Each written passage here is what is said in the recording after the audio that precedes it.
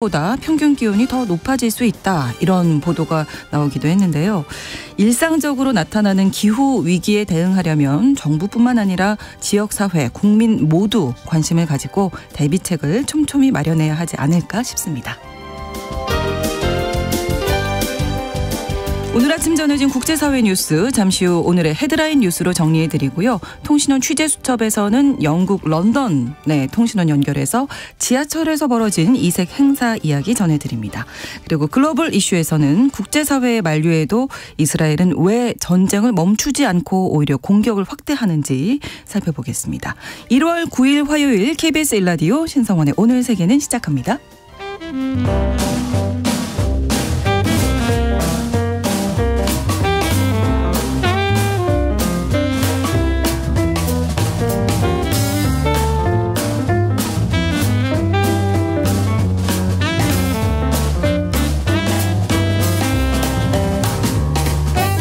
신성원의 오늘 세계는 청취자 여러분과 함께 소통하며 만들어갑니다.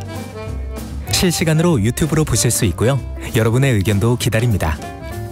짧은 문자 50원, 긴 문자 100원이 드는 샵 9730. 라디오와 콩 앱으로 많은 의견 보내주십시오.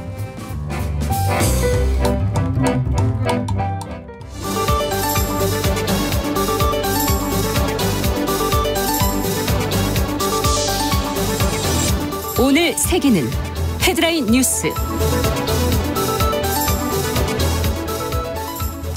미국이 민간 첫 무인 달 착륙선을 발사했습니다. 현재 시각 8일 미국의 우주기업인 에스로보틱이 개발한 달 착륙선 페레그린이 플로리다 케이프 커네버럴 우주기지에서 유나이티드 론치 로켓에 실려서 발사됐습니다. 페레그린은 다음 달 23일 달 앞면에 있는 폭풍의 바다 용암지대에 착륙할 예정인데요. 이 탐사선의 착륙에 성공하면 세계 최초의 민간 달 탐사선으로 기록됩니다. 미국은 지난 1972년 12월 아폴로 17을 마지막으로 달 탐사를 중단한 뒤 52년 만에 달 표면에 대한 탐사를 재개하는데요. 탐사선에는 달의 표면 구성과 방사능을 조사할 과학기구가 실려 있습니다. 한국계 미국인 배우가 골든글로브 나무주연상을 수상했습니다. 넷플릭스 시리즈 성난 사람들에 출연한 스티브 연이 제81회 골든글로브 시상식에서 TV 미니 시리즈 및 영화 부분에서 나무주연상을 받았습니다. 골든글로브에서 한국계 미국인 그리고 동아시아계 배우가 나무주연상을 탄 것은 스티브 연이 처음인데요. 스티브 연은 영화 옥자, 버닝, 미나레 등에 출연한 바 있습니다. 성난 사람들은 작년 4월에 공개된 10부작 블랙 코미디 드라마로 한국계 작가 겸 감독인 이성진 씨가 연출과 제작, 극본을 맡았습니다. 성난 사람들은 나무주연상뿐만 아니라 엘리 웡이 여우주연상을 수상한 데 이어 작품상까지 3관왕을 차지했습니다. 골든글로브 시상식은 일반적으로 아카데미 시상식과 에이미상의 전초전으로 여겨져서 스티브 연의 이번 수상이 다른 수상으로 이어질지 관심이 집중되고 있습니다. 이스라엘이 하마스 관리를 제거했다고 주장했습니다. 이스라엘군이 최근 시리아에서 이스라엘 북부에 로켓을 발사한 책임자인 하마스 관리를 제거했다고 밝혔습니다. 이스라엘군은 시리아 남부 마을에 머물던 하마스의 하산 아카샤를 제거했다고 주장했습니다만 정확한 공격 방법에 대해서는 구체적으로 설명하지 않았습니다. 로이터 통신은 이스라엘군이 최근 시리아의 화물트럭과 인프라 그리고 이란 무기 공급망과 관련된 인물들을 직접 겨냥하는 방법으로 작전을 전환하고 있다고 보도했습니다. 최근 이스라엘이 시리아 지역의 폭격을 강화하면서 지난 3개월간 친이란 무장정파 헤즈볼라 대원 19명가량이 사망했습니다. 프랑스 연금개혁을 성사시킨 보른 총리가 자리에서 물러났습니다. 엘리제궁은 현지 시각으로 8일 오후 보른 총리가 마크롱 대통령에게 사의를 밝혔고 대통령이 이를 수락했다고 밝혔습니다. 보른 총리는 마크롱 대통령에게 제출한 사임 서한에서 전례 없는 의회 여건 속에서 연금개혁, 이민법 등 프랑스가 직면한 과제와 프랑스 국민의 우려에 대응하는 각종 법률을 통과시켰다면서 이런 개혁을 계속하는 것이 그 어느 때보다도 필요하다고 강조한 것으로 알려졌습니다. 보른 총리는 마크롱 대통령 집권 1기인 2017년부터 22년까지 교통부, 환경부, 노동부 장관을 차례 역임했고 22년 4월 마크롱 대통령이 연임에 성공한 뒤 총리에 임명됐습니다. 프랑스에서 여성이 총리직을 맡은 것은 보른 총리가 이번이 두 번째입니다. 하지만 보른 총리는 임기 내내 마크롱 정부의 핵심 공약을 이행하는 과정에서 여러 난관에 직면했었습니다. 중국이 영국 정보기관의 국가기밀을 넘긴 스파이를 검거했다고 밝혔습니다. 블룸버그 통신은 중국 국가안전부가 최근에 영국 해외 정보기관인 MI6가 제3국 임무를 이용해서 대중국 간첩 활동 확인 사건을 적발했다고 보도했는데요. 간첩 활동을 한 사람은 제3국 국적의 황모 씨로 외국계 컨설팅 회사 대표입니다. MI6는 황 씨가 신분을 숨긴 채 영국을 위해서 중국 정보를 수집하고 MI6에 넘길 임무를 물색하게 했다고 국가안전부가 설명했습니다. 중국은 작년 7월 달 반간첩법을 강화한 뒤에 외국계 컨설팅 업체에 대한 단속을 강화하고 있습니다.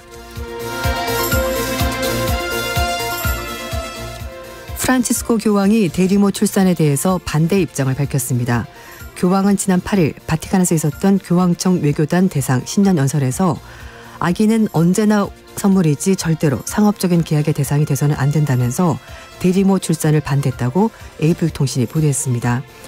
교황은 어머니의 물질적 궁핍을 악용해서 여성과 아기의 존엄성을 심각하게 훼손하는 대리모 관행이 개탄스럽다면서 국제사회가 이런 관행을 보편적으로 금지한다고 강조했습니다.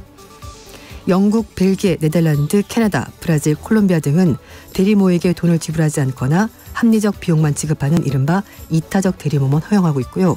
미국의 일부 주는 대리모에게 금전적인 대가를 지불하는 상업적 대리모를 허용하고 있습니다. 반면 스페인과 이탈리아 등 다수가 카톨릭 신자인 국가들은 대리모 출산을 금지하고 있습니다. KBS 라디오 신성원의 오늘 세계는 이렇게 오늘의 헤드라인 뉴스를 시작했습니다. 외신캐스터 조윤주 씨가 설명을 해주셨고요. 이제 오늘의 키워드 또 함께 살펴볼 텐데요. 첫 번째 헤드라인 뉴스에서 나왔던 내용인 것 같습니다. 네. 52년 만에 재도전이네요. 네. 예. 웬만한 집념으로는 할 수 없는 도전이 아닐까 싶습니다. 그렇습니다. 그렇죠. 세월이 예. 거의 50년 넘게 기다렸다는 건데 네. 미국이 민간 무인달 착륙선 성공적으로 일단 발사하긴 했습니다. 네. 그래서 1972년 아폴로 17호 유인 그 우주선 발사한 이후에 52년 만에 다시 미국이 달 착륙선 발사에 도전하게 된 건데요. 네. 이번에 직접 참여하는 것은 아니긴 합니다만 어쨌든 국내 연구진도 후속 임무에 계속 연장이 된다면은 네, 참여할 네. 가능성이 있다고 합니다.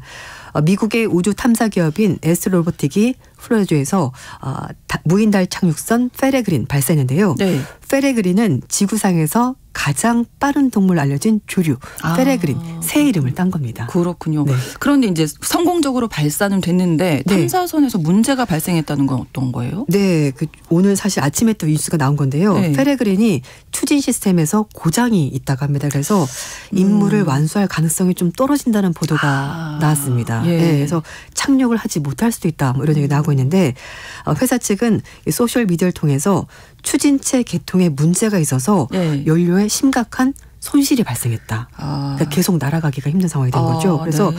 원래 계획은 다음 달 23일에 달 앞면에 있는 폭풍의 바다 용암지대에 착륙할 계획이었는데요. 이렇게 기술적인 문제가 발생하면서 임무가 실패할 수도 있다. 이런 얘기가 나오고 있습니다. 회사 측은 현재 가능한 임무가 무엇인지 평가를 하고 있다라고 설명했습니다. 네. 높이가 1.9m고요. 달 표면의 구성, 방사능 등을 조사할 계획인데 이걸 하기 위해서 뭐 과학적인 기구 그리고 미국 카네기 멜론 대학이 개발한 신발 상자 크기의 소형 탐사 로봇 등 다양한 화물들이 이 로켓에 실려 있다고 합니다. 그렇군요. 52년 만에 재도전이기 네. 때문에 정말 많이 기대했을 텐데 네. 지금 발사되자마자 이제 조금 안 좋은 소식이 들리는데. 네, 근데 사실 이런 발사체는 워낙 민감한 기계이고 그렇죠. 번수가 워낙 많다 보니까 예. 발사대 올라갔다가 내려오기도 하고 그러니까요. 이동하다 멈추기도 하고 그래서 이번엔 발사가 됐는데 또 문제가 생겼다고 하네요. 네. 그래도 아마 끊임없이 재도전을 네, 할 것 그럼요. 같고요. 네. 달 탐사가 근데 저희가 그동안에는 나사라고 하잖아요. 네, 미국 맞아요. 항공우주국에서 주도하는 걸로 알고 있는데 지금은 민간 기업에서 한 네, 거죠. 맞습니다. 이렇게 하게 되면은 네. 비용을 좀 줄일 수가 있다고 합니다. 그러니까 아. 민간 기업들이 네. 제품도 만들고 추진체를 만들기 때문에 나사에서는 필요한 장비를 여기에 이제 실어 보내게 되면 전체 다 개발해서 다 만들어서 가는 것보다는 비용을 줄인다는 거죠. 그래서 나사 측에서는 에스로보틱 측의 이 페레그린 착륙선으로 장비를 운송하는 대가로 1억 8천만 달러, 우리 돈으로 1,400억 원 정도 지불을 했다고 뭐 이를테면 배송비인데요. 맞아요. 네. 맞습니다. 정확하십니다. 네. 네. 하게 되는데요. 이 나사 포함해서 7개 국가의 과학 탐사 장비가 로켓에 실려 있다고 합니다. 멕시코가 만든 12cm 좀 작습니다. 달 탐사 로봇 5대가 네. 여기 들어가 있고요. 무려 20여 개의 화물도 함께 실려 있다고 하는데요. 특이하게도 미국의 전직 대통령 조지 워싱턴, 존 F 케네디, 아이젠하워의 DNA 표본도 여기에 담겨져 있다고 합니다. 네. 나사는 달 유인 착륙 프로그램인 아르테미스와 함께 민간 달 탐사 이송 서비스인 CLPS로 달 착륙 비용 줄이고 그리고 여러 업체가 참가하니까 그만큼 경쟁이 붙을 거고 우선 제품이 나오겠죠. 그래서 성공 가능성 높이는 계획인데요. 네. 좀 출발이 조금 불안불안해 보이긴 한데 어쨌든 여기 14개 업체가 일단 참여를 하고 있다고 하는데 그중에 우리도 하나 포함이 돼 있다고 합니다. 네. 사실상 달 착륙은 불가능한 상황입니다만 네. 아무튼 인간의 이런 끝없는 도전 정신이 정말 네. 대단한 것 같습니다. 맞습니다. 예. 52년 기다릴 수 있다 이거죠. 네, 다음에 또 도전을 할 테니까요. 네. 자, 두 번째 키워드는 꽝 대신 닭인데 네. 이게 어떤 이야기일까요? 이게 사실 뭐 꽝 대신 닭 그러면은 네. 내가 생각했던 첫 번째 선택이 안 되니까 차선책? 뭐 네. 두 번째라도 해보자 이런 네, 의미잖아요. 네. 그래서 마찬가지입니다. 일본이 후쿠시마 원전 오염수 방류하고 나서 네. 중국이 일본산 수산물을 다 수입하지 않겠다라는 전면 금지했죠. 금지했었죠. 네. 그래가지고 일본산 가리비를 중국에 수출을 굉장히 많이 했었습니다. 거의 절반 이상 수출했었는데 그래서 이걸 어디로 보내냐라고 네. 고민하다 결국 베트남으로 수출해서 좀 가공해서 팔아보자. 이렇게 결정이 난 겁니다. 네. 그래서 니혼게자신문은 일본의 푸디스 그리고 에비스 쇼카이라는 회사를 통해서 8일부터 베트남에서 홋카이도산 가리비 시범 가공을 시작했다고 하는데요. 그동안 일본산 가리비는 중국에 수출이 돼서 가공하고 나서 그다음에 미국으로 다시 재수출되는 경우가 많았는데 네. 말씀드린 것처럼 중국에서는 안 돼. 일본산 수산물 네. 아무것도 안 받아. 이렇게 되면서 이 작업 자체가 불가능해진 겁니다. 중국은 일본산 최대 수산물 시장이고요. 그만큼 일본의 타격이 컸습니다. 그렇겠네요. 특히 최근 2달 동안 가리비 중국 수출액 0원이었습니다. 전혀 안 받았으니까. 네, 진짜 말 그대로 정말 영원이었군요. 언행일치 예. 안 받아 진짜 네. 잘했습니다. 그래서 결국 일본 수산물 업체들이 우선 베트남 베트남에서. 쪽으로 가리비 20톤 시범 가공한 다음에 이제 계약 물량 늘린다고 하는데요. 신문 보도에 따르면 인건비가 베트남은 일본의 20에서 30% 불과하기 때문에 일단 베트남으로 보내는 운송비 감안한다고 하더라도 전체 비용이 더 저렴하기 때문에 가격 경쟁력 충분하다라고 판단했고요. 그래서 중국을 대체할 해외 가공지 마련이 지금 일본이 좀 적극적으로 찾고 있는 것 같습니다. 네. 자, 세 번째 키워드는 신인류의 발견이라고 물음표 하셨거든요. 네. 신인류? 그럼 뭐 외계인도 아니고 이거 그러니까요. 무슨 얘기일까요? 왜 우리 뭐 영화보다 피가 파란색이야. 파란색은 그거 되게 옛날 드라마인데. 네, 맞아요. 나이가 다 아시는군요. 나오죠. 네. 나이가 나옵니다. 그래서 제가 그래서 저만 알고 있는 줄 알았거든요. 네, 저도 들어갑니다. 네. 그건 아니고요. 예. 사람이긴 사람인데 네. 지금까지와 다른 유전자 배열이 나타난 겁니다. 오. 네, 혈액형이 P형. 우리 보통 우리 A, B, O, 뭐 A, B. 네, 그리고 뭐 RH 플러스 마이너스. 뭐. 그 모두에 해당하지 않는 그런 혈액형이라고 합니다. P 혈액형이요? 네, 맞습니다. 홍콩의 사우차나 모닝포스트가 보도했고요. 작년에 중국 장수성 타오저우의 한 병원에서 P 혈액형을 가진 환자가 확인이 됐다라는 겁니다. 의료진은 해당 환자 유전자 염기 서열을 미국의 국립생명공학정보센터의 생물정보 데이터베이스인 젠뱅크에 제공했고요. 네. 지금까지 단 한 번도 알려지지 않았던 새로운 유전자 서열이라는 겁니다. 네. 야. 굉장히 예. 신기하죠. 네, P 혈액형. 네. 이번 사례는 전 세계 어디에서도 발견된 적이 없는 새로운 유전자 염기 서열이라고 하는데요. 네. 해당 염기 서열이 극히 드문 P형 혈액형 가진 사람에게서 발견됐기 때문에 두 가지 사실 더 겹치면서 관심이 집중이 되고 있습니다. 네.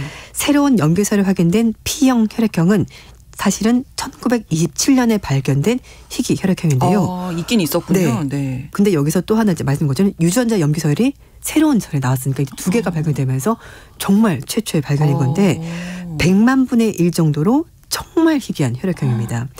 중국 내에서도 P형 혈액형을 가진 사람은 단 12명에 불과합니다. 거의 14, 15억 중국 인구 중에서 그러니까요. 12명이니까. 얼마나 희박한지 알 수 있죠. 그래서 P형은 P형 혈액형 그룹이 일부고요. P형 혈액형 그룹은 적혈구 표면의 항원에 따라서 P1, P2, P1K, P2K, P 이렇게 또 5가지 유형으로 분류가 된다고 하니까요.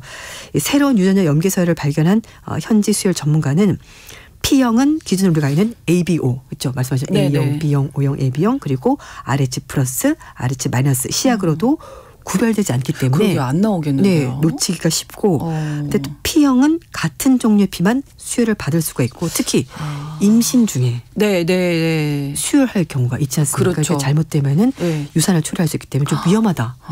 사람을 찾기도 힘들겠죠. 중국에 단 12명밖에 없다고 하니까. 그래서 굉장히 위험하다라 설명했다고 합니다. 네, 혈액형에 P형도 있다는 거 오늘 새롭게 알게 된 것 같습니다. 자, 네 번째 키워드가 아무리 돈이 좋아도 라고 하셨어요. 네. 어떤 얘기인가요? 우리는 자본주의 사회에 살고 있습니다. 네. 돈이 몹시 중요합니다. 돈이 없으면 뭐 할 수 있는 게 없습니다. 네. 근데 아무리 돈이 좋아도 안 해야 될 일을 했군요. 누군가가. 맞습니다. 네. 러시아 유명 인플루언서가 생후 2개월 된 아기를 눈더미 위로 던지는 장면을 공개했습니다. 왜요? 네. 왜 그런 거예요? 그렇죠. 네, 이 사람은 관심을 끌려고 이미 부자입니다. 이미 부자인데 거의 100만장자 인플루언서라고 하고요. 구독자가 거의 700만 명 육박하거든요. 그러면 뭐 뭐 그 수입만 해도 뭐 어마어마한 유명사만 해도 이름은 세르게이 코센코인데 러시아에서 크리스마스가 1월 7일이라고 합니다. 그래서 그날을 기념한다면서 내가 영상 하나를 공개할게요 라고 하면서 이제 어그로를 끌었는데요. 영상 제목은 레오의 첫 번째 비행 이런 문구가 달려 있습니다. 그래서 레오가 누구야 도대체? 근데 비행을 왜 하는 거지? 라고 이제 사람들의 관심을 끌었는데 알고 보니 자신의 아기인 거죠. 2달 된 아기인데요. 판다 옷을 입혀가지고 공중에 던졌다가 이 아기가 물론 눈이 굉장히 많이 쌓여있긴 했습니다. 눈떠미 이렇게 파묻히는. 그리고 이게 소음이 아니거든요. 그렇죠. 그렇죠. 아무리 푹신해도 아무리 충격 흡수한다고 해도 2달밖에 안 된. 그러니까요. 근데 이게 올라오자마자 좋아요가 무려 6만 8천 개 달리면서 엄청난 사람들이 이 영상을 본 겁니다. 그런데 봤던 사람들도 이건 아닌데 라고 생각한 거죠. 그래서 이제 누리꾼들이 비판의 목소리를 내기 시작한 거죠. 이게 재밌냐? 친권 박탈해야 되는 건 아니냐? 이건 아동학대다. 이제 글이 올라오기 시작을 한 거죠. 근데 이 사람이 해명을 했어요. 처음에는 아니다 인형이다 라고 했는데 그걸 자세히 봤던 사람들이 인형이 아니라는 게 너무나 명확했거든요. 그러니까 애기의 얼굴 표정 이런 게 다 나타났어요. 근데 사실 뭐 애기를 키워봐서 아시겠습니다만 태어난 지 2개월밖에 안 된 아기들은 두개골이 굉장히 약하고 정말 노심초사 잘 흔들지도 말라고 하거든요. 100일 되기 전이니까 지금 맞습니다. 한 40일 정도 된 건데. 그러니까요. 그래서 두개골이 약해서 뇌가 손상이 될 수 있고요. 또 눈이 왔으니까 얼마나 춥겠습니까 솔직히. 그래서 호흡 정지 또는 동상에 걸릴 수 있다는 전문가들 의견이 있어서 걱정이 쏟아졌습니다. 그런데 이 사람의 이 기행 이번이 처음이 아니었습니다. 그래요? 네, 자동차 지붕 위에 수갑찬 여성을 매달고 모스크바 도심을 질주하는 영상도 올린 적이 있었고요.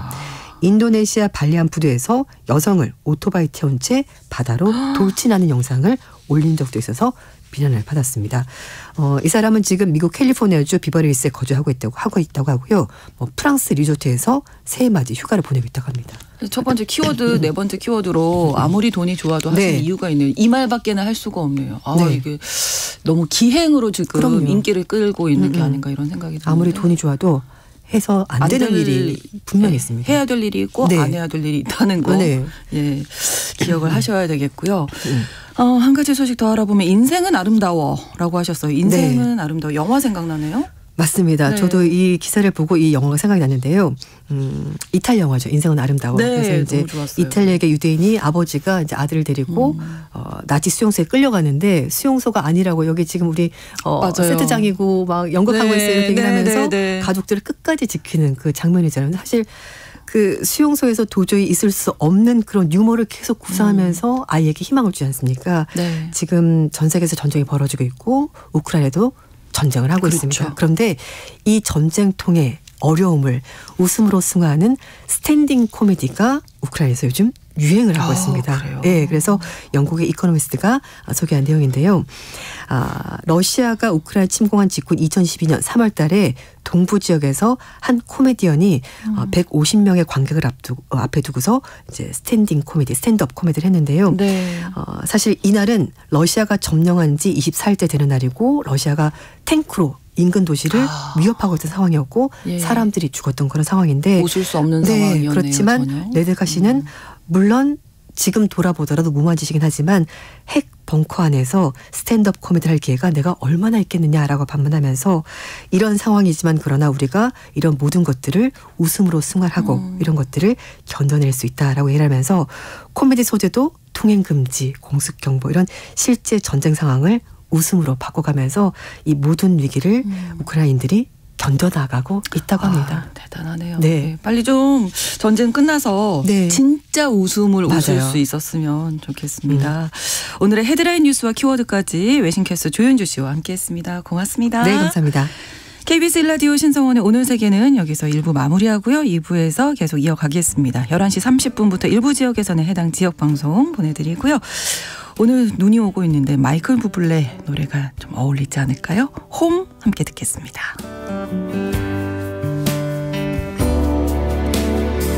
Another summer day has come and gone away from Paris or Rome, but I wanna go home.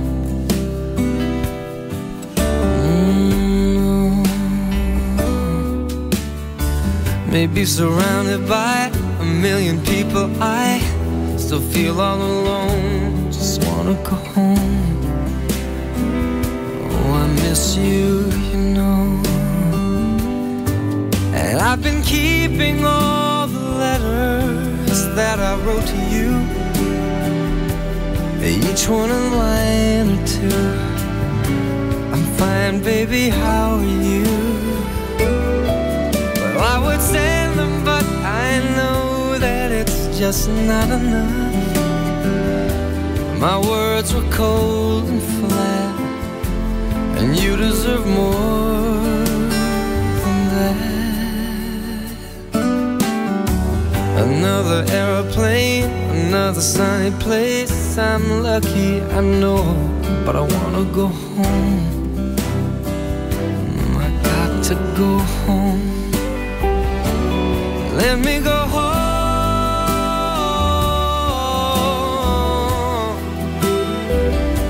I'm just too far from where you are. I wanna come home.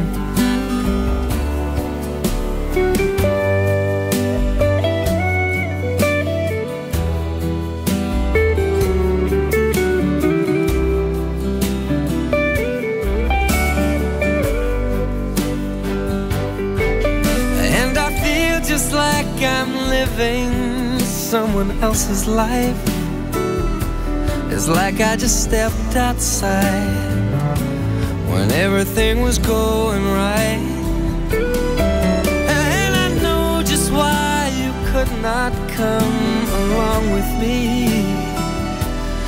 This was not your dream, but you always believed in me. Another winter day has come and gone away in either Paris or Rome, and I wanna go home.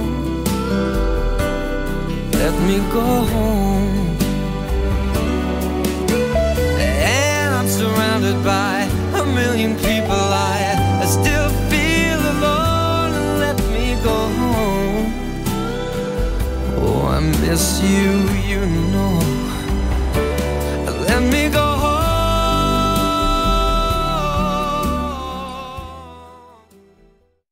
지금 시각은 11시 30분입니다. KBS Ladies and gentlemen.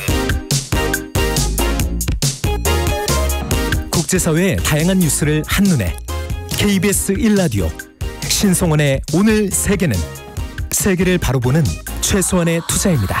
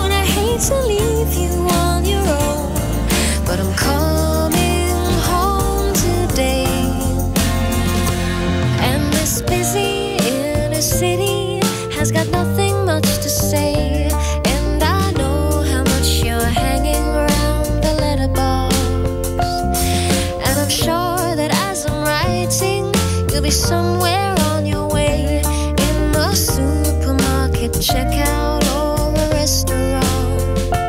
I've been doing what I'm told. I've been busy growing old, and the days are getting cold, but that's alright with me. Sunlight sends you on your way, and those restless thoughts that cling to yesterday. Never be afraid of change. I'm calling on the phone. I hate to leave you on your own, but I'm coming home today. Yes, I'm coming home today.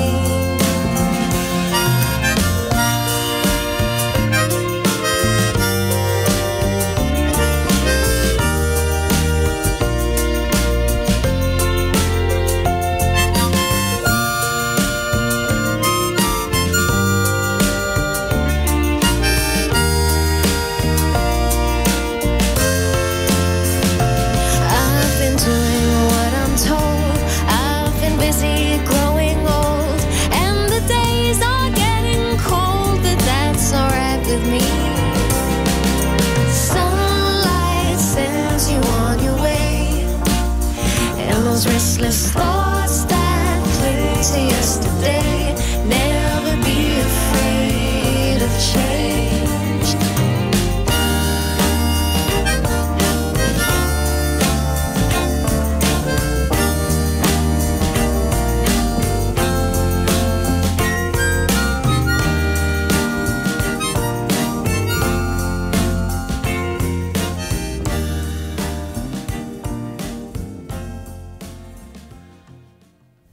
KBS 라디오 신성원의 오늘 세계는 2부 빅룽가의 Listening for the Weather로 문을 열었습니다. 오늘 뭐 수도권 대설주의보 내려져 있고요. 또 오후에는 전국적으로 눈이 확대된다고 하니까 이 노래 제목처럼 정말 날씨 상황에 좀 귀를 기울이셔야 하지 않을까 싶습니다. 신성원의 오늘 세계는 청취자 여러분과 함께 소통하며 만들어갑니다. 실시간으로 유튜브 통해서 생방송 보실 수 있고요. 여러분의 의견도 기다리고 있습니다. 짧은 문자 50원, 긴 문자 100원이 드는 샵 9730, 우물정 9730번 누르시고 의견 보내실 수 있고요. 라디오와 콩 앱으로도 많이 참여해 주시기 바랍니다.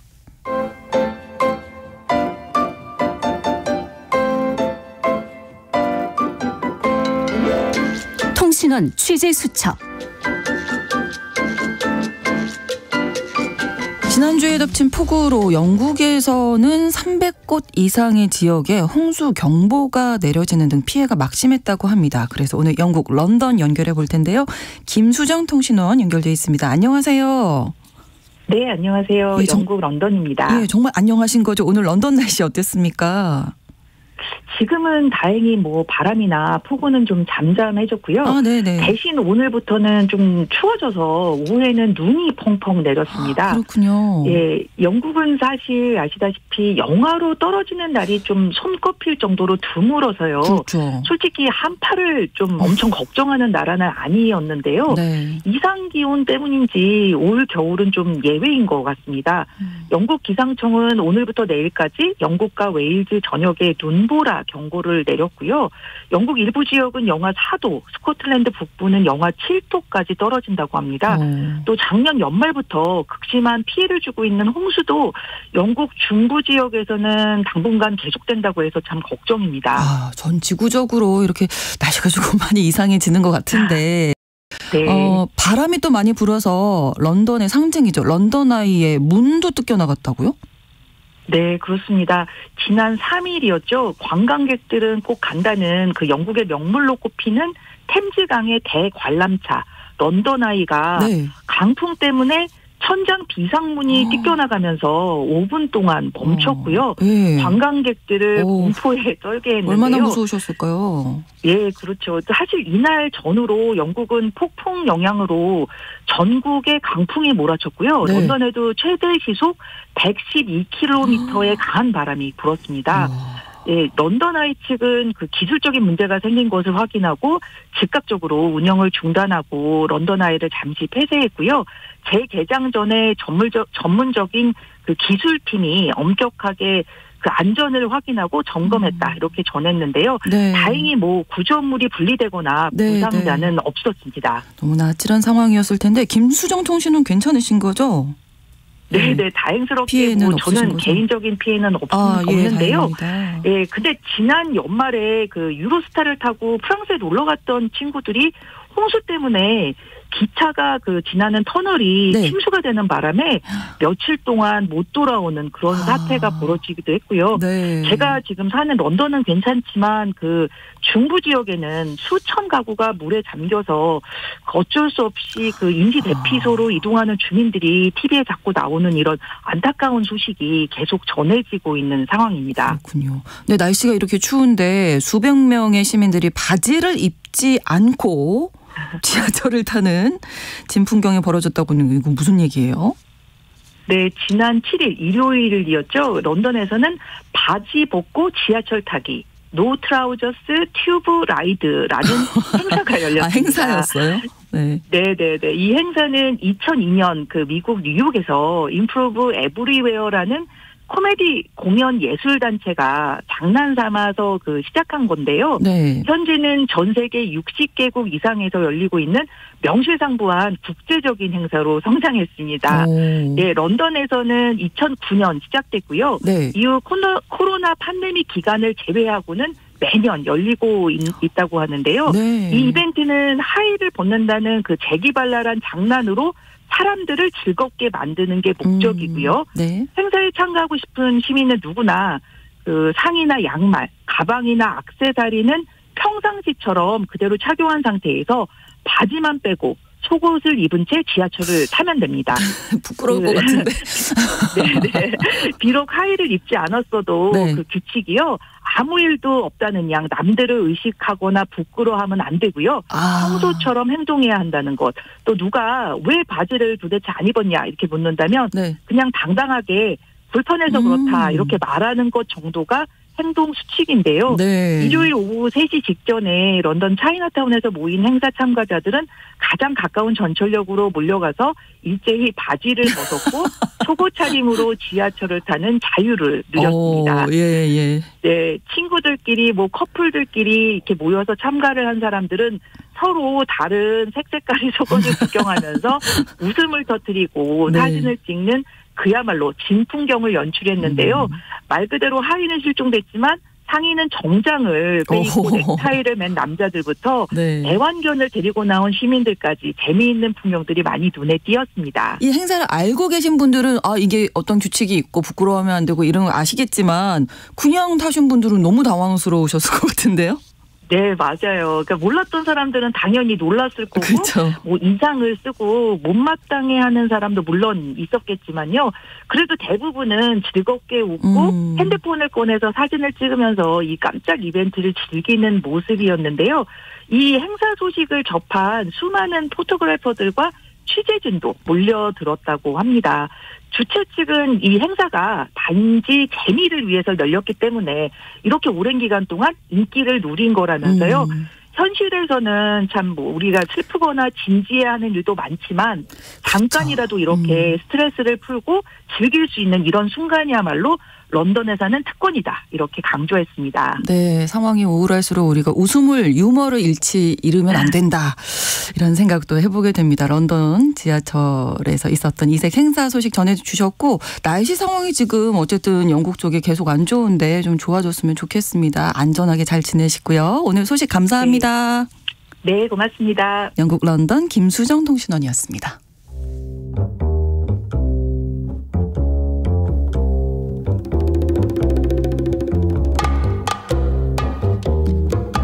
세계를 알면 우리가 보입니다. KBS 1라디오 신성원의 오늘 세계는 글로벌 배송으로 빠르게 찾아갑니다.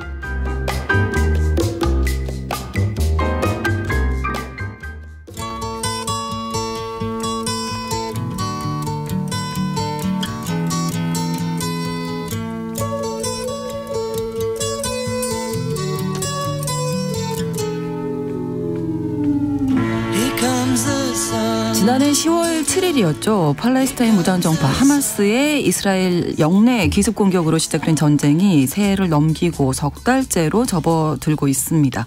이스라엘이 가자 지구에 쏟아붓고 있는 일방적인 공격은 지금도 계속되고 있는데요. 설상가상으로 올해 들어서는 이스라엘이 하마스의 고위 인사를 암살하려고 레바논 베이루트까지 공습을 하고 또 이란에서는 대형 테러가 발생하면서 중동 전역으로 확전의 우려까지 높아지고 있는데요. 전체적인 상황 한겨레 신문 정의길 기자와 함께 짚어보겠습니다. 어서 오십시오. 반갑습니다. 안녕하세요. 반갑습니다. 네. 자, 이 전쟁이 벌써 3개월째 이어지고 있는데 조금 뭐 달라져 보이는 상황 이런 것들이 발견될까요? 계속되고 있죠. 새해 들어서 이스라엘이 이제 가자 지구에서 일부 병력을 철수한다 그러고 네. 군 대변인이나 국방장관이 나와서 이제 전면전 대신에 이제 그 선택된 목표만을 때리는 네. 뭐 국면을 전환하겠다. 이른바 이제 저강도 장기전으로 바꾸겠다. 말은 그렇게 했는데 사실 네. 가자에서 지금까지 대한 공세는 바뀐 게 없고 오히려 또 주변의 레바논이나 시리아에 대한 이스라엘의 그 공습과 충돌이 네. 더 짙어지고 있습니다. 어쨌든 간에 현재까지 가자에서는 한 2만 3천 명 이상이 죽었습니다.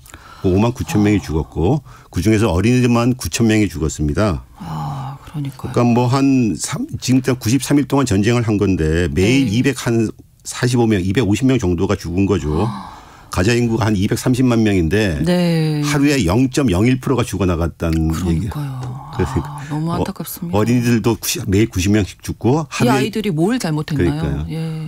하루에 한 10명 이상이 다리가 손발이 잘리는 이런 부상이 벌어지고 있다고 합니다. 세이브 칠드런 집계입니다. 네. 이건 뭐 전쟁이라기보다는 뭐 일방적인 이제 봉쇄와 공습이고 세계 전쟁사에서 상당히 유례를 찾기 힘든 사례죠. 네. 자, 일단 그래서 민간인 피해가 이렇게 많다 보니까 국제사회가 휴전 또는 협상을 요구하는 목소리가 아주 거세게 일고 있는데 지금 전체적인 전쟁 양상에 왜 변화가 없는 겁니까? 이스라엘도 이제는 좀 생각해 봐야 하지 않을까 싶어요. 이스라엘이 압도적인 전력을 갖고 있고 네. 당연히 강자의 위치에 있는데 네. 그리고 3개월이나 했으면 이제 바꿔야 될 때가 됐는데 네. 못 바꾸고 있는 이유는 일단 전쟁 전에 공언했던 이 하마스 제거라는 목표가 아직 달성되지 않았기 때문입니다. 이미 뭐 전쟁 시작할 때부터 베냐민 네타냐후 총리가 길고 고통스러운 전쟁이 될 거다. 그리고 끝까지 갈 것이다. 이런 얘기를 계속 해왔습니다. 네. 근데 사실 하마스가 제거되지 않았어요. 무력화되지 않았어요. 네. 새해 첫날에 영시가 되자마자 이스라엘을 향해서 로켓포를 20발 쏘는 등 그리고 계속 지금까지 공격을 받으면서도 이스라엘 쪽으로 계속 로켓을 쏴왔습니다. 로켓포 자체가 공격이 이스라엘에 큰 타격은 주는 건 아니지만 어쨌든 간에 하마스가 건재하다는 것, 존재감이 있다는 걸 아직도 말해주고 있는 거죠. 네. 사실 하마스 제거는 전쟁 초기부터 가능하지 않은 목표라고 사람들이 얘기했어요. 이게 하마스라는 조직이 단순하게 군사력을 가진 조직이 아니고 네. 하나의 정파고 운동이고 이데올로기 자체이기 때문에 그렇죠. 없애기가 불가능할 거다 그랬습니다. 그래서 실제로 하마스 전쟁이 시작되자 하마스에 대한 지지가 네. 지금 전쟁하지 않은 서한 쪽에서 9월에는 지지율이 전쟁 전에 한 12%밖에 안 됐었는데 네. 전쟁이 시작하고 나서 11월 말 12월 초가 되니까 44%로 4배 이상의 지지율이 급등했습니다. 네, 오히려 높아졌네요. 오히려 높아진 네, 거죠. 네. 그러니까 그래서 또 이스라엘 입장에서 물론 그런 것도 있죠. 그 하마스 공격으로 하루에만 한 1139명이 죽고 이건 이스라엘이 건국한 역사상 이런 식의 피해를 받아본 건 처음이기 때문에 그런 트라우마가 당연히 있죠. 네, 네.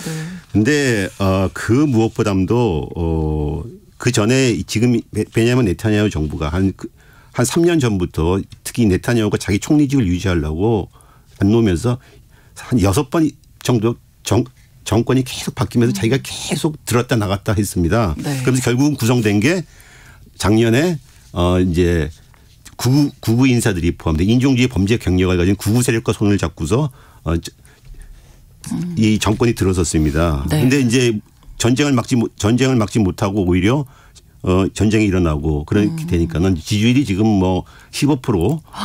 15%요. 현재 지지율이. 그리고 전쟁이 끝나면 누가 얼마나 또 지지할 거냐 하는데 한 5%도 안 됩니다. 그런데 사람들은 또 이스라엘 사람 다수들이 잡혀간 인질들을 갖다가 석방시키기 위한 하기 위해 전쟁을 계속해야 되냐 물어보면 한 56%가 찬성을 합니다. 그러니까 네타냐후 정권 입장에서는 정권을 유지하는 방법으로서 전쟁을 선택하고 전쟁을 놓게 되면 자기가 정권을 상실할 위험이 있기 때문에 강경책을 선택한다고 이거 제일 클 것 같습니다. 국내적인 정권을 이유가. 유지하려는 이유가 좀 크다. 그렇죠. 예, 국내적으로. 네. 그래도 새해 들어서 지금 또 뭐 베이루트 수도 이거 공격을 하고 좀 공습이 계속 이어지고 있잖아요. 오히려 그렇죠. 더 확장되는 우려가 있죠.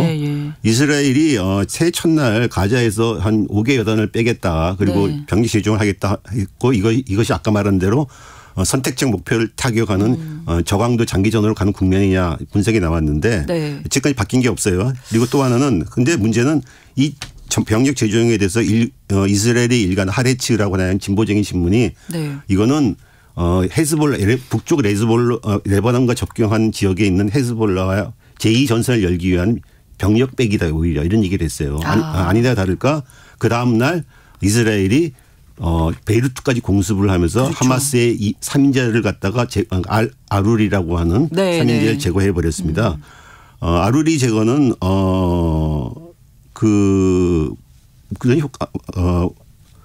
이 사람이 이제 그 이스라엘과 협상을 하고 이스라엘 그 인질 협상에 하는 핵심적인 역할을 하던 사람인데 이 사람이 죽음을 해갖고 당연히 그 하마스는 이제 인질 협상을 안 하겠다 그러고 휴전으로 가는 길이 아니 기술적으로 많이 봉쇄되어 버린 거죠. 뭐 어저께도 보니까는 이스라엘이 또 레바논 헤즈볼라를 공습을 해갖고 이번에는 헤즈볼라의 한 사령관을 갖다가 위삼 타이라는 사령관을 갖다 제거했다고 합니다. 그러니까 그리고 지금 뭐 보도가 나오는 것이 계속 로이터 통신 같은 보도를 보면은 이스라엘이 새해 들어서 공격의 양상을 초점을 갖다가 이제 가자에서 시리아 레바논 쪽으로 공습 쪽으로 돌리고 있다 이런 보도가 나오고 있습니다. 그렇군요. 이제 주변국으로까지 눈을 돌리고 있는 건데 그럼 이스라엘 입장에서 확전을 원한다고 보세요?